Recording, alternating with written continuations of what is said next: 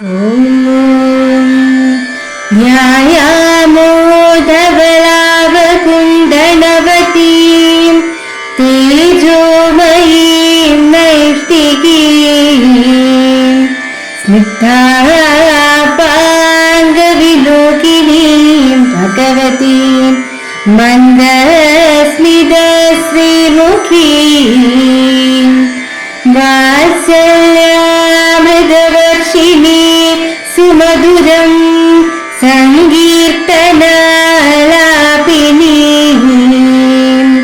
ശ്യാമാംഗീം മധുസിക്തസൂക്തിം അമൃതാനന്ദാത്മികാം ഈശ്വരീം ഗജാനനം ഭൂതഗണാതിസേവിതം കവിത്തജംബൂഫലസാരഭക്ഷിതം ഉമാസുതം ശോകവിനാശകാരണം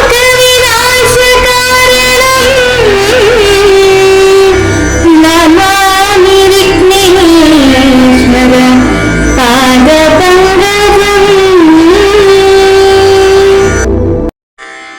കൂജന്തം രാമ രാമേതി മധുരം മധുരാക്ഷരം ആരുഹ്യ കവിതാശാഖാം വന്ദേ വാൽമീകി കോകിലം. ഓം ഹരിശ്രീ ഗണപതയേ നമഃ. അവിഘ്നമസ്തു. ശ്രീരാമ രാമ രാമ ശ്രീരാമചന്ദ്ര ജയ. ശ്രീരാമ രാമ രാമ ശ്രീരാമഭദ്ര ജയ.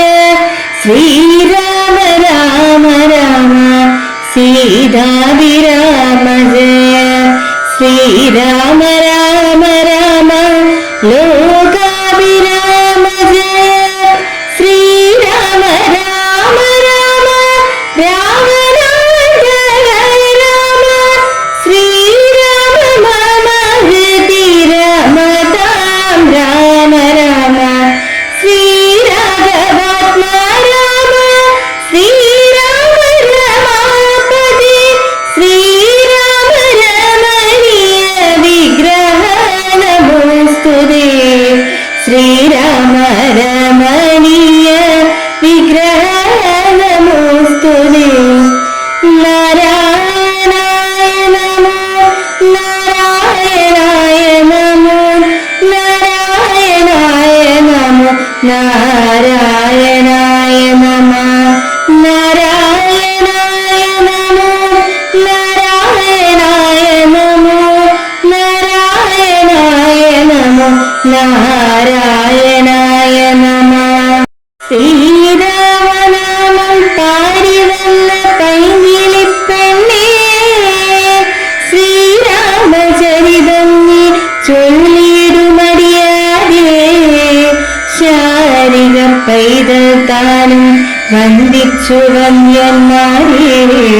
ശ്രീരാമസ്മൃതിയോടെ പറഞ്ഞു തുടങ്ങിന.